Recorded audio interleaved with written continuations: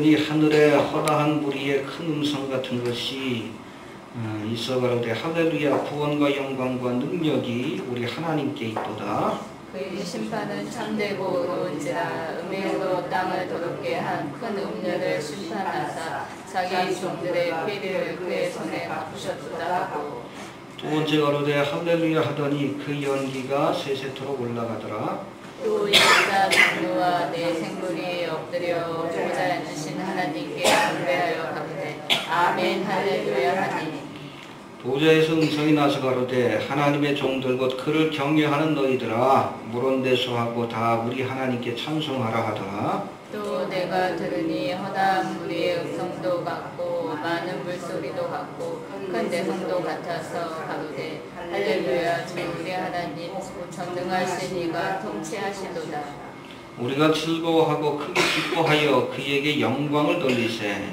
어린 양의 혼인 기약이 이르렀고 그 아내가 예비하였으니 그에게 허락하사 빛나고 깨끗한 세마포를 입게 하셨은즉 이 세마포는 성도들의 옳은 행실이로다. 천사가 내게 말하기를 기록하라. 어린 양의 혼인잔치에 청함을 입은 자들이 복이 있도다 하고 또 내게 말하되 이것은 하나님의 참되신 말씀이라 하기로 내가 그 발 앞에 엎드려 경배하려 하니 그가 나더러 말하기를 나는 너와 및 예수의 증거를 받은 내 형제들과 같이 된 중이니 삼가 그리하지 말고 오직 하나님께 경배하라. 예수의 증거는 대언의 영이라 하더라. 아멘.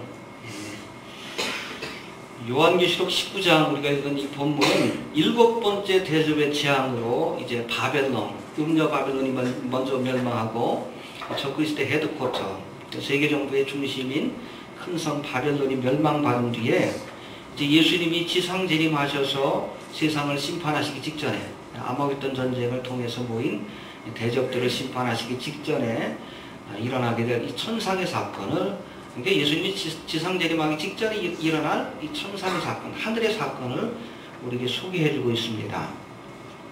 그동안 하나님을 대적하고 주의 백성들을 핍박하고 잔멸하려고 했던 이 세상 나라 바벨론이 하나님의 심판을 받고 멸망의 길을 가게 되자 이 하늘에서는, 천상에서는 삼중적인 찬양이 울려 퍼져요.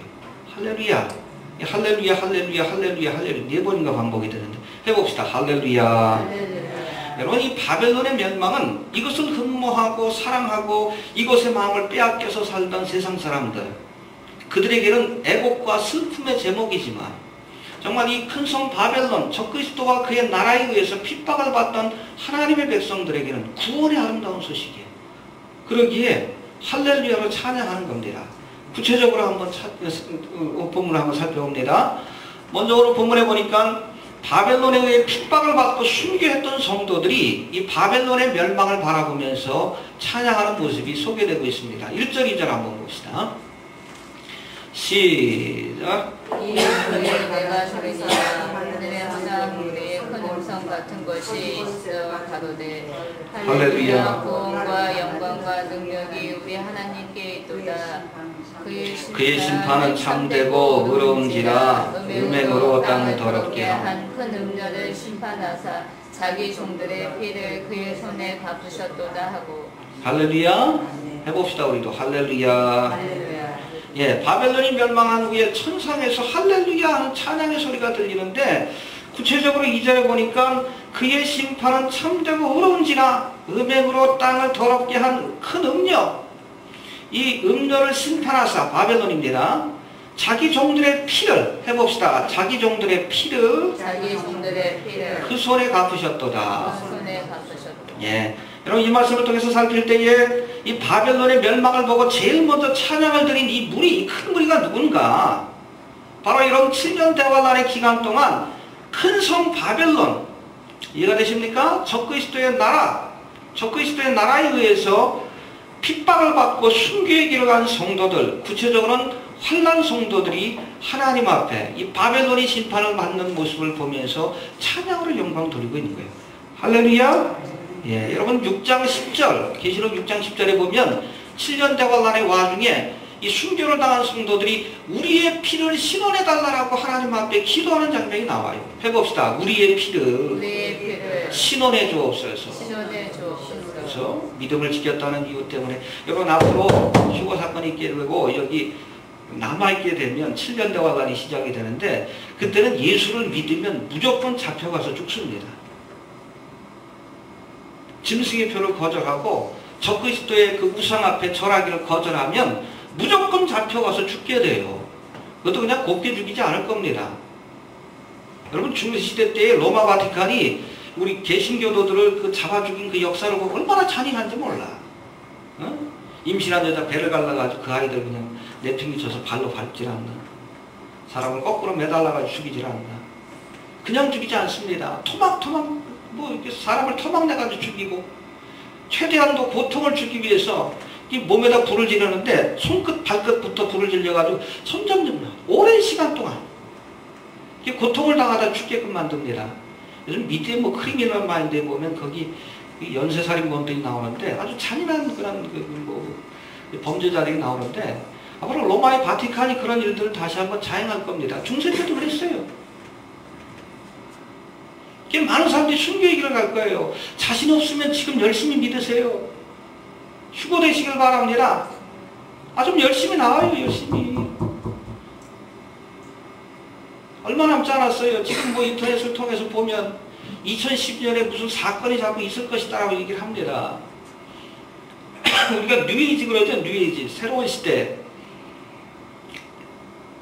이 뉴에이지가 언젠가 2012년 12월 21일부터 뉴에이지입니다.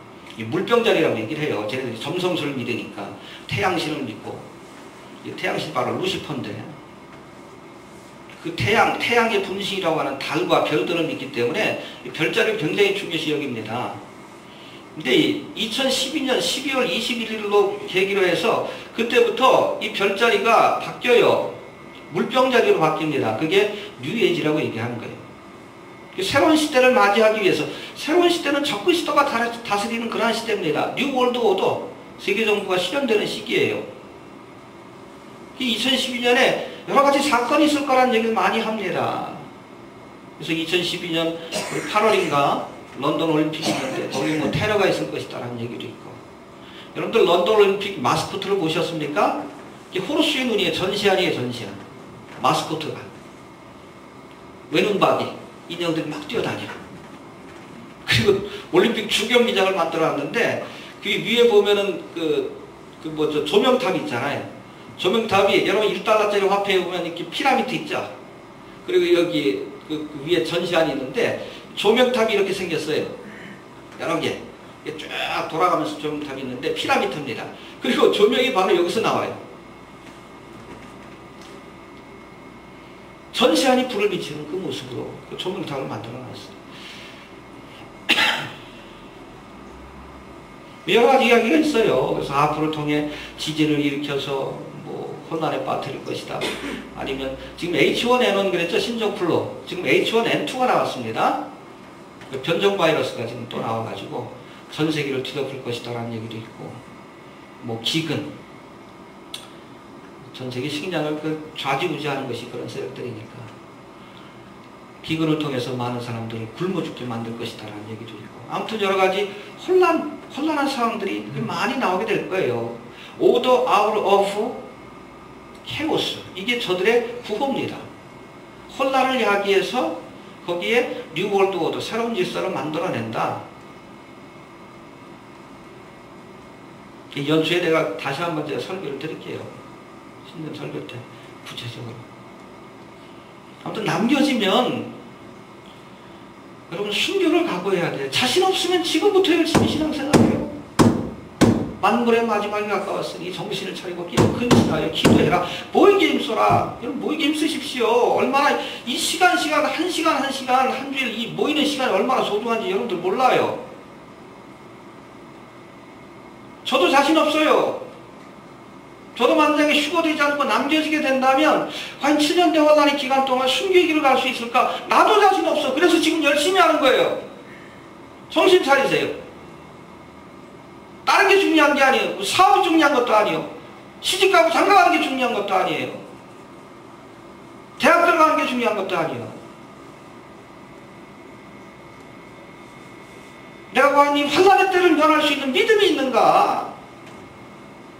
내가 등불 뿐 아니라 기름을 예비하고 있는지 좀 자신의 믿음을 좀 돌아보면서 좀 세상 돌아가는 걸 알아야죠.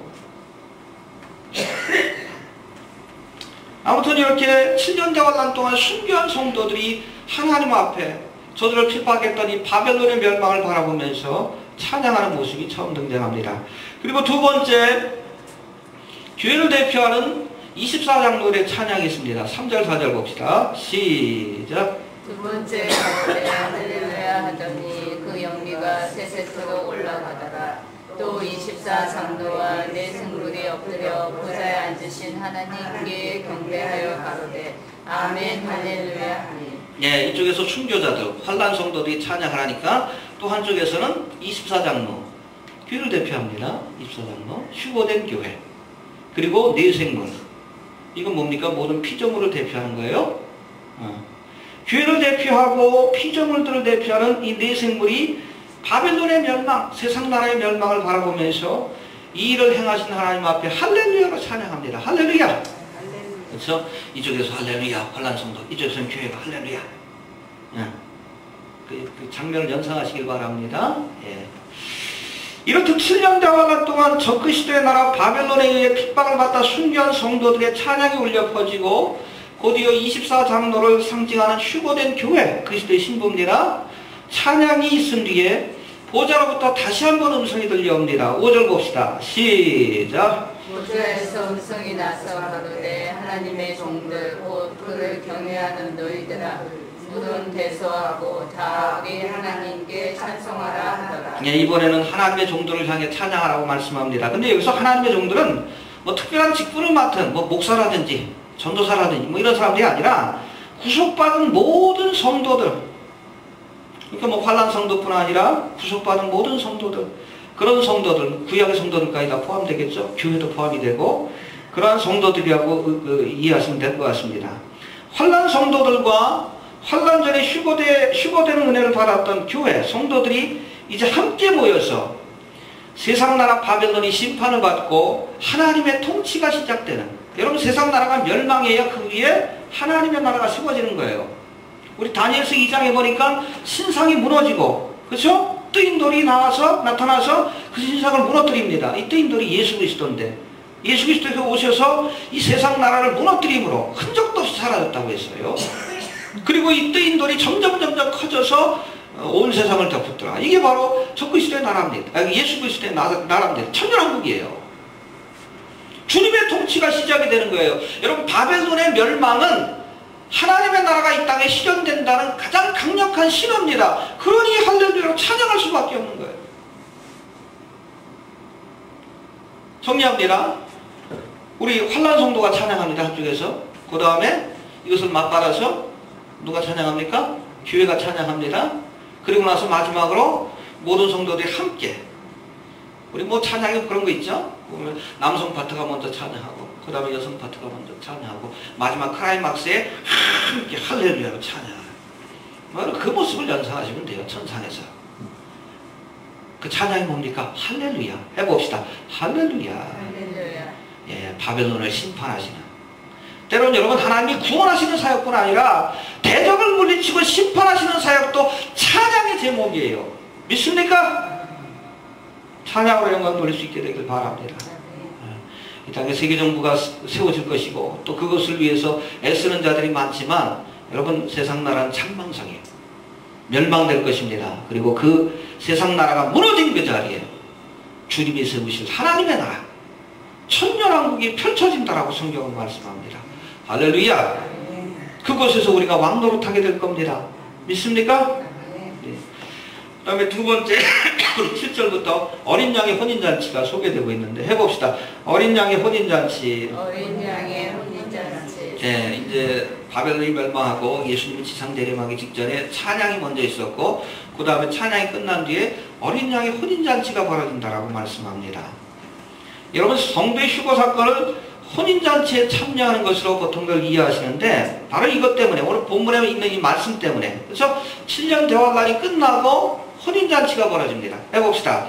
7년 대환란이 7년 대환란이 끝나고 혼인잔치가 벌어진다. 혼인잔치가 바로 이것 때문에 교회의 휴거 사건이 7년 대환란 후에 있다라고 얘기하는 분들이 계셔요. 그러니까 교회가 7년 대환란은 통과한다. 왜? 7년 대환란이 끝나고 혼인잔치가 있기 때문에. 근데 여러분, 이것은 이스라엘에서 치러지는 결혼의 풍습에 대해서 구체적으로 모르기 때문에 이런 오해가 생겨난 거예요. 이해가 됩니까? 여러분, 이스라엘의 결혼 풍습을 알면 환란 전에 휴거가 되고 그 다음에 7년 대환란이 있고 마지막에 혼인잔치. 혼인 예식과 혼인잔치는 다른 겁니다. 해봅시다. 혼인 예식과 혼인잔치는 다른 것이다. 알겠습니까? 혼인 예식은 7일 동안 치러집니다. 신랑이 와서 신부를 데려감으로 혼인 예식이 시작이 되는 거예요.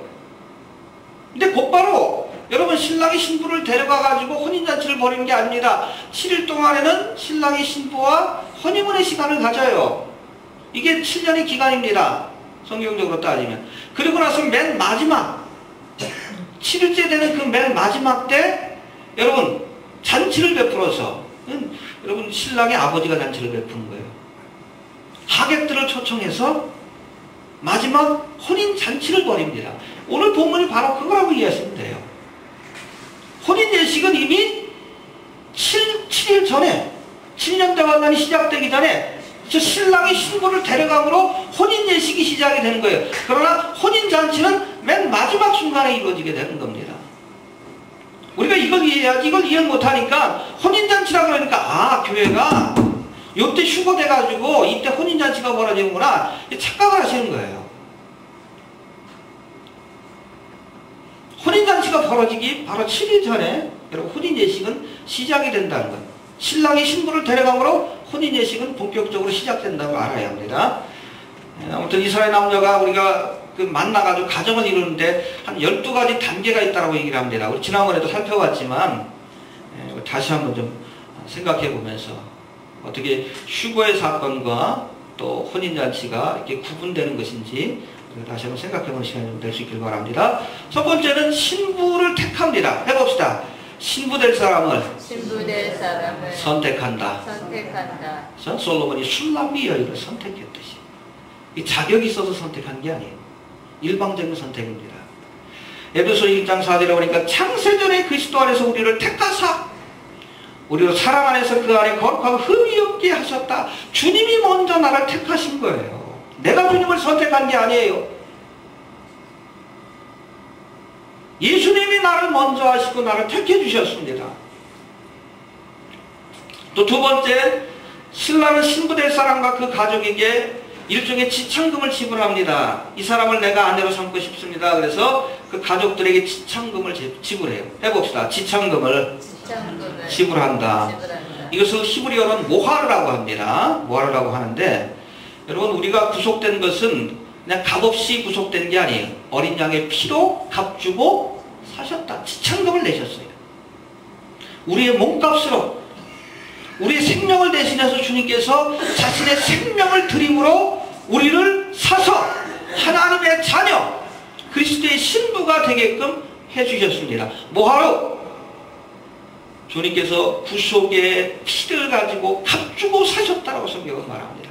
해봅시다. 값주고 사셨다.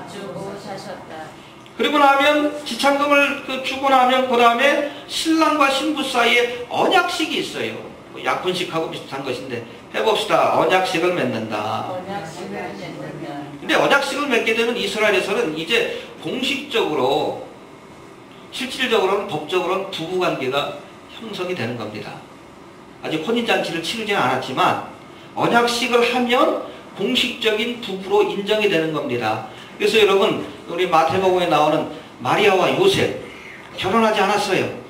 그러나 언약식을 치른 사람들입니다. 그렇기 때문에 정식적인 부부예요. 근데 이 마리아가 갑자기 임신을 했어. 이게 요셉이 그 전후 사정을 모르고 가만히 끊고자 한다. 파혼하려고 계획했다는 거예요. 혼인관계를 끊으려고. 혼인잔치는 안 했지만 언약식을 했기 때문에 정식적인 부부라서. 근데 성령께서 말씀하시죠. 야, 성령으로 잉태된 것이니 네가 마리아를 데려오기를 두려워하지 마라.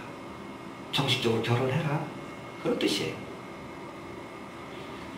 언약식을 맺습니다. 또 네 번째, 이 언약식을 맺을 때는 키투바라고 하는 공식적인 문서를 작성해요. 이게 법적으로 부부가 되는 겁니다. 해봅시다. 키투바. 그리고 이 계약을 히브리어로 시트레 에루신이라고 하는데, 여러분 우리가 꼭 기억하실 것은 내가 예수를 믿고 하나님의 자녀 혹은 그리스도의 신부가 되는 그 순간 우리도 모르지만 우리의 이름이 문서예요. 공식적인 문서. 바로 생명책에 기록된다는 사실을 기억하시길 바랍니다.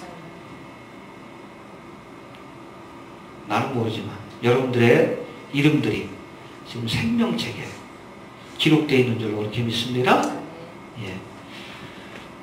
다섯 번째는 이 언약식을 맺을 때는 공식 문서를 작성할 뿐 아니라 신부의 동의가 있어야 돼요.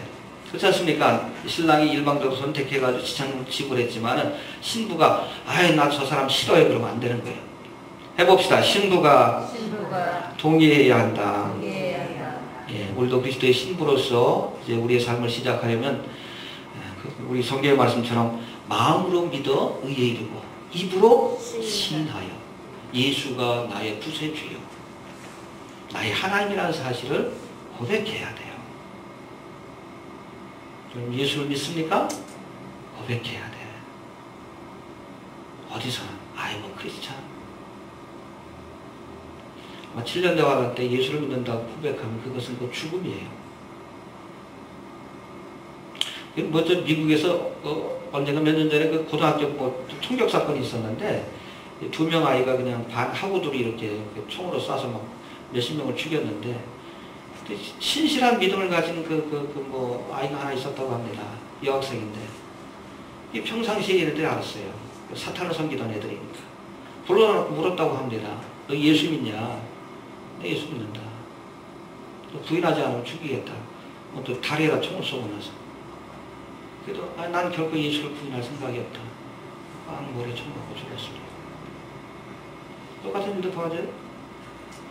여러분 그렇게 내 목숨을 걸고 예수가 나의 구세주라는 사실을 고백하지 않으면 믿음을 지킬 수 없는 시기가 옵니다. 신부의 동기가 있어야 돼요. 그분은 나의 신랑이 되십니다. 나의 구세주. 어떠한 상황 속에서도 이 신앙의 고백을 포기하지 않는 결단이 없으면 우리가 그리스도의 신부가 될 수 없어요. 예. 그다음에 여섯 번째, 이제 신부에게 선물이 주어지게 되고 신랑 신부는 언약의 잔을 나누어 마시게 돼요. 해봅시다. 언약의 잔을 나누어 마신다. 그래서 공식적인 부부가 되었다는 그런 의미에서 언약의 잔을 나누는데, 여러분 십자가를 지시기 전날 예수님께서 제자들과 함께 포도주를 나누면서 뭐라고 했습니까? 이 잔은 내 피로 세운 내 새 언약이니 이것을 행하여 마실 때마다 나를 기념하라. 주님과의 관계를 의미하는 언약의 잔이라고 소개하고 있어요. 성찬식을 통해서 우리가 주님의 십자가의 사건을 다시 한번 기억하고 주님과 맺었던 언약을 다시 한번 기억하는 겁니다. 그다음에 일곱 번째, 언약식을 마친 신부는 미크바라고 해서 이제 물에다 몸을 담그는 일종의 정결의 예식을 치르게 됩니다. 할렐루야. 이게 뭐예요? 앞으로 이제 결혼 예식이 진행될 때까지 내가 신앙의 정절을, 처녀로서의 정절을 지키겠다라는 의미로 이제는 깨끗이 물에다 몸을 담그는 미크바, 정결의 예식을 치릅니다. 이게 뭐예요? 구속받은 성도들이 이제 신앙의 고백뿐 아니라 뭘 통해서? 세례 예식을 통해서 정결함을 얻는 그 사건이라고 이해하시면 됩니다. 그리고 이제는 신랑이 잠시 신부를 떠나게 됩니다. 해봅시다. 신랑이 신부를 떠나게 된다. 언약식을 맺고 곧바로 같이 사는 게 아니에요. 언약식을 마친 신랑과 신부는 잠시 잠깐 서로 떨어져 있는 시간을 갖게 되는데, 요한복음 16장 17절에서 예수님께서 내가 떠나는 것이 너에게 유익이라. 내가 떠나가지 아니하면 보혜사가 너희에게 오시지 아니할 것이다 라고 말씀하고 계시는 것을 우리가 보게 됩니다. 주님이 잠시 잠깐 우리를 떠나셨어요? 알겠습니까? 예.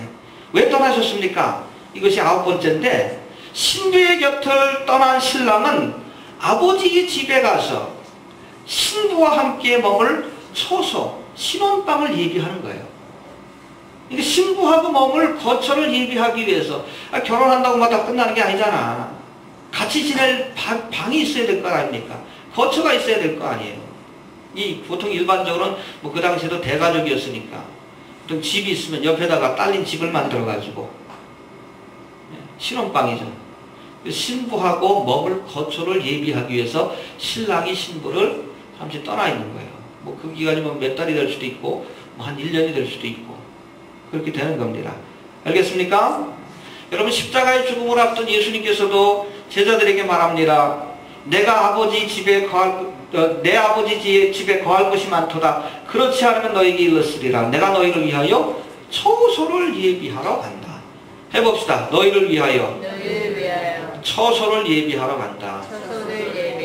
저 그리스도의 신부인 교회를 위해서, 성도들을 위해서 우리가 몸을 쳐서 7년 대환란의 기간 동안 주님과 함께 머물 그 처소를 예비하러 간다. 이것이 끝나면 너희를 데리러 오겠다라고 말씀하는 거예요. 이해가 되십니까? 그리고 10번째, 아버지 집으로 돌아가 처소를 예비한 일을 마친 신랑은 이제 한밤중에 나팔 소리와 함께 신부를 찾아와서 저를 데려갑니다. 근데 그 데려가는 시간이 언제인 줄 몰라. 언제인 줄 몰라. 뭐 대충 신호는 모르겠지만 구체적인 시간은 모릅니다. 그날과 그 시는 우리가 알 수 없다. 들러리와 함께 가요. 들러리와 함께.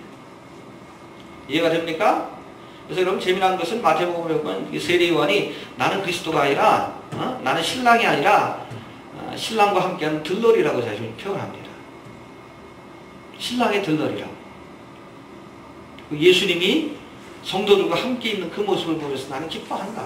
신랑이 신부를 만난 그 모습을 보면서 나는 기뻐하는 들러리라고 자신을 소개합니다. 아무튼 신부를 데리러 갑니다. 여러분 이것이 바로 휴거의 사건이라고 이해하시면 돼요. 알겠습니까? 예. 이때 여러분 신랑이 신부 앞에 나타날 때 양각 나팔을 불게 되는데 그것이 소파르라고 합니다. 여러분 데살로니가서 우리 전서 4장에 보면 마지막 날에 예수님께서 천군 천사의 호령과 나팔 소리와 함께 성도들을 데리러 오신다. 그때 우리가 우리의 몸이 변화되어서 공중에 오신 주님을 맞으러 올라간다. 이게 바로 휴거의 사건입니다. 이해가 되십니까? 그리고 11번째는 신랑과 함께 아버지 집으로 간 이 신부는 여기서 본격적인 결혼의 예식을 치르게 되는데 잘 들으세요. 이 혼인 예식은 보통 7일간 치러지게 됩니다. 해봅시다. 7일간 이어진다. 우리처럼 뭐 한두 시간 하고 끝나는 게 아니에요. 우리 장례식도 뭐 3일장이 있듯이 이 결혼의 예식을 굉장히 중요시 여기기 때문에 7일 동안 이 결혼의 예식이 진행이 되는데 잘 들으십시오. 7일간 이 혼인 예식이 이어지는데 먼저 이 신부는 신랑과 함께 신랑이 예비한 그 처소에서 일주일 동안 달콤한 허니문의 시간을 가져요. 우린 보통 결혼식을 끝내고 나서 신혼여행을 가죠. 근데 거기는 반대라고 이해하시면 돼요. 이미 여러분 언약식을 통해 공식적인 부부가 됐기 때문에 처소가 예비되어서 신랑이 신부를 데려가면 일주일 동안 뭐 신부도 안 보여요. 신혼방에다 신부 거기에만 있으라고 그러고 딴 사람들한테 보여주지도 않습니다. 일주일 동안 신랑과 신부가 허니문의 시간을 갖게 돼요. 그리고 나서 마지막 때는 그 7일째 되는 그날 허니문이 끝나는 그 마지막 날 신랑은 신부를 단장시키고 곱게 단장을 시키고 신부를 이끌고 초대된 사람들과 함께 마지막 혼인잔치를 벌이게 됩니다. 할렐루야? 이해가 되십니까? 이게 혼인잔치예요. 오늘 요한계시록 19장에서 말씀하는 이것이 오늘 천상에서 벌어지는 이 혼인잔치가 바로 이것이다라고 이해하시면 됩니다. 이게 혼인잔치예요. 그러니까 혼인예식의 맨 마지막 순간 이미 혼인예식은 무슨 사건으로부터? 휴거의 사건으로부터 시작이 된 것이고 그 클라이막스에 혼인잔치가 있다. 그렇게 이해하시면 됩니다. 그러니까 여러분 환란전 휴거설이 맞는 거예요. 우리가 이스라엘 혼인예식을 우리가 통해서도 알 수 있지만 이 마태복음 22장에 보면 특별히 이 혼인잔치, 천국을 혼인잔치로 비유하는데 신랑의 아버지가 혼인잔치를 준비하는 모습을 우리에게 보여주고 있습니다. 해봅시다. 신랑의 아버지가 혼인잔치를 준비한다. 그래서 마태복음 22장에 보니까 천국은 마치 자기 아들을 위하여 혼인잔치를 베푼 어떤 임금과 같으니 성부 하나님께서 성자 예수 그리스도를 위해 혼인잔치를 베푸시는 거예요. 여기서 혼인잔치를 베푼 임금, 즉 신랑의 아버지는 성부 하나님을, 신랑은 예수 그리스도를, 그리고 신부는 누굽니까? 휴거된 교회입니다. 이건 구약의 성도도 아니에요. 환란 성도도 아닙니다. 오로지 이런 오순절 마가의 다락방으로부터 휴거의 사건까지 구속받은 성도들. 그럼 구약의 성도들은 들러리로 아니면 혼인잔치의 손님으로 참여하는 거예요. 환란 성도들도 여러분 신부가 아니라 들러리로 아니면 초대받은 손님으로 혼인예식에 참여한다라고 보시면 될 것 같습니다. 우리가 마태복음 22장을 자세히 살펴보면 이 임금이 베푼 혼인잔치에는 신랑 예수 그리스도, 신부 교회뿐 아니라 휴거된 교회입니다. 아버지가 초대한 하객들도 있다는 사실을 우리가 알게 됩니다. 이해가 되십니까? 신랑, 신부, 초대받은 손님들이 또 있어요. 오늘 본문에서도 빛나고 깨끗한 세마포를 입은 어린 양의 신부와 또 이 혼인잔치에 청함을 입은 자들을 구분해서 소개하고 있는 것을 보게 됩니다. 한번 볼까요? 우리 8절 한번 봅니다. 8절 시작. 그에게 허락하사 빛나고 깨끗한 세마포를 입게 하셨은즉 이 세마포는 성도들의 옳은 행실이라. 예, 그 7절에 보니까 그 아내가 예비되었도다. 깨끗한 세마포를 입은 그리스도의 신부, 그 아내, 구속받은 교회. 그리고 9절에 보면 9절도 봅시다. 시작. 천사가 내게 말하기를 기록하라. 어린 양의 혼인잔치에 청함을 입은 자들이 복이 있도다. 초청된 사람들에게 복이 있다. 이건 여러분 신부에 관한 이야기가 아니에요. 근데 신랑이 있고 이 어린 양의 혼인잔치에 신부가 있고 초청받은 하객이 있는 겁니다. 이 하객이 누군가? 구약의 성도들, 그리고 환난, 7년 대환란의 기간 동안에 예수를 믿고 구원받은 환난 성도들, 이들이 바로 하객으로 함께 혼인잔치에 참여하는 겁니다. 혼인잔치에 참여한다는 의미에서 다 구속받은 백성들이에요. 여러분 특별히 이스라엘 백성들은 보세요. 구약에서 하나님의 신부로 묘사되고 있습니다. 해봅시다. 하나님의 신부로 묘사되고 있다. 성부 하나님의 신부로 묘사되고 있어요. 그 구체적인 것이 바로 호세아서입니다. 그렇죠? 하나님이 이 호세아와 고멜의 관계, 음탕한 음녀인 고멜, 이 호세아를 하나님 자신으로 비유한 거예요. 신랑 그리고 신부, 고멜이 바로 이스라엘이다. 이 호세아가 성실히 고멜을 사랑하고 그를 위해서 정성을 다하지만 이 고멜은 바람이 나가지고 음탕한 남자를 쫓아갔다 결국에는 비참한 처지에 빠져요. 바로 그거. 이 고멜이 뭡니까? 이스라엘이에요. 이스라엘.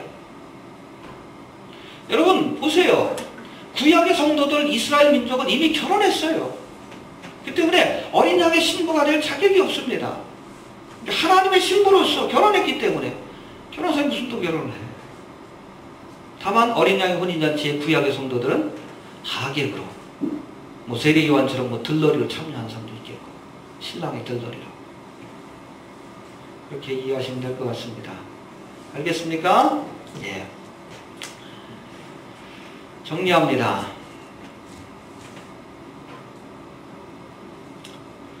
구약에서 이스라엘 백성들은 여호와의 신부로 묘사됩니다. 그 대표적인 것이 바로 호세아인데 이미 여호와의 신부로 하나님과 결혼한 이스라엘은 어린 양의 신부가 될 자격이 없습니다. 하객으로 참여하는 겁니다. 또 7년 대환란의 기간 동안 구속받은 성도들도 어린 양의 신부로 참여할 기회를 놓친 자들입니다. 구속받긴 했지만 이해가 됩니까? 그런 거로 이러면 은혜의 시대 때 믿음을 갖고 사는 것이 중요하다는 거예요. 영광이 달라요. 혼인잔치에 참여하지만 신부로 참여하는 것과 하객으로 참여하는 것은 영광이 다릅니다. 저들은 비록 혼인잔치에 참여하게 되지만 환난 성도들도 구원의 자리에 선다는 겁니다. 그리스도의 신부로서 혼인잔치에 참여할 수 있는 특권을 얻지 못한다는 겁니다. 은혜의 시대, 교회의 시대를 살고 있는 성도들만이 바로 그리스도의 신부로서 이 어린 양의 혼인잔치에 참여하는 그런 특권을 가지게 된다는 것을 여러분 꼭 기억할 수 있게 되길 바랍니다. 혼인잔치에 참여합시다. 기왕이면 그리스도의 신부로서 참여할 수 있게 되길 바랍니다. 예. 이렇게 혼인잔치를 위해 예비된 어린 양의 신부, 이 신부의 모습을 빛나고 깨끗한 세마포를 입고 있었다라고 오늘 성경은 말합니다. 해봅시다. 빛나고 깨끗한 세마포를 입고 있었다. 세마포를 입고 있었다. 하얀 드레스를 입고 있는 신부의 모습을 생각해보면 맞을 것 같아요. 재미난 것은 음료 바벨론, 그렇죠? 대도한 교회, 우리가 로마의 바티칸이라고 얘기했는데 이 바티칸은 어떤 옷을 입고 있었어요? 17장에 보니까 자줏빛 옷과 붉은 옷, 아주 화려한 옷입니다. 그리고 온몸에 그냥 금은 보석으로 다 치장을 하고 오른손에는 금잔을 들고 성도의 피에 취해 있는, 세상의 권세와 쾌락에 취해 있는 화려한 모습이지만 신앙을 떠난 배도한 교회의 모습을 우리에게 보여주고 있어요. 화려하진 않지만, 그렇죠? 우리가 금은 보석으로 우리의 몸을 치장하고 뭐 자줏빛 옷, 화려한 색깔의 옷을 입고 있는 것은 아니지만 화려하진 않지만 정결한 세마포를 입고 있는 성도, 끝까지 주님을 향해서 믿음의 정절을 지킨, 믿습니까? 예수님만 상기했다라고 고백하고 그렇게 세례를 받고 그렇게 신앙의 정절을 지킨 성도, 바람나지 않은 성도입니다. 우상에게 세상에게 마음을 빼앗기지 않은 성도, 이 정결한 성도 그리스도의 신부만이 어린 양의 혼인잔치에 참여할 수 있다는 것을 기억할 수 있게 되길 바랍니다. 이렇게 어린 양의 혼인잔치에 참여하는 자에게 복이 있도다. 할렐루야. 참여합시다. 얼마 안 남았어요? 네, 분명히 말씀드립니다. 얼마 안 남았습니다. 2011년도 얼마 안 남았는데 올해도 우리가 어려운 시간들을 지냈지만 2012년에는 더 어렵고 힘든 일들, 우리가 생각하는 것 이상으로 또 끔찍한 사건들이 벌어질 것이다라는 얘기가 계속 들려오고 있어요. 지켜봅시다. 경제는 이미 붕괴의 길로 가고 있고, 경제 붕괴뿐 아니라 무슨 뭐 지진이 일어나고 아니면 뭐 H1N2라고 얘기를 하는데 신종플루, 또 변종이 나왔다고 얘기를 합니다. 그걸로 그냥 전 세계 사람들을 이렇게 몰살시킬 계획을 세운다는 얘기도 하고 여러 가지 계획들이 있고 뭐 태백고 하는 계획들도 있고 그러는데 여튼 뉴월드 오더로 가게 될 거예요. 근데 뉴월드 오더로 가는데 쟤들이 내걸고 있는 캐치플레이가 바로 Order out of chaos입니다. 혼란을 야기해서 여러 가지 뭐 정치적인, 경제적인, 군사적인 3차 대전이 일어난다는 얘기도 자꾸 나오는 거예요. 2012년도 참 어려운 한 해가 될 거예요. 여러분 우리가 잘 지켜보면서 지혜롭게 사시고 마라나타 하십시오. 큰 어려움 오기 전에 주님이 데려가 주신 것이 우리에겐 복입니다. 알겠습니까? 여러분 휴거 되는 것이 복입니다. 우리가 재난이 시작됐지만 성경의 표현대로 재난이 시작된 거예요. 해봅시다. 재난의 시작이다. 처처에 지진이 있고 기근이 있고 원역이 있고 미혹하는 자들이 일어나고 여러 가지 일들이 일어날 것이지만 이거는 시작에 불과해요. 시작할 때 떠나야지. 다 겪고 주님 앞에 설 생각하지 마시길 바랍니다. 만물의 마지막이 가까웠습니다. 오메가 포인트가 가까웠어요. 여러분 마지막 순간에 사실은 옆에 사람도 중요한 게 아니라 내가 믿음 안에 바로 서서 내가 휴거될 수 있는가 살펴보시고 또 주변 분들한테 늘 경계하시고 알려주시고 지금 안 들어도 남아서라도 좀 들을 수 있도록 남아서라도 제 인터넷 좀 찾아와서 요한계시록 여러분들한테 설교했던 거 녹화하고 있는데 이거 다 인터넷에 올라갑니다. 유튜브에 좀 보고 7년 대화한 때라도 정신 차리고 순교의 길을 가서 어린 양의 혼인잔치에 참여할 수 있도록 여러분 기도 많이 해주시기 바랍니다. 우리 구절 한번 보고 마칩시다. 시작. 천사가 내게 말하기를 기록하라. 분양의 혼인잔치에 청함을 이룬 자들이 복이 있도다 하고 또 내게 말하되 이것은 하나님의 참되신 말씀이라 하리라. 할렐루야. 예. 주신 말씀 붙들고 기도합니다. 하나님